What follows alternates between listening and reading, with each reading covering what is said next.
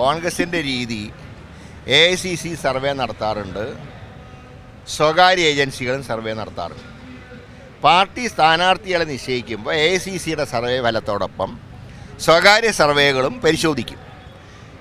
അങ്ങനെ കോമൺ ആയിട്ട് ഞാനിപ്പോൾ തെലങ്കാനയിൽ ഞാൻ സ്ക്രീനിങ് കമ്മിറ്റി ചെയർമാനായിരുന്നു. അവിടെ ഉണ്ടായിരുന്നു, പ്രൈവറ്റായി നടത്തിയ സർവേ ഉണ്ടായിരുന്നു.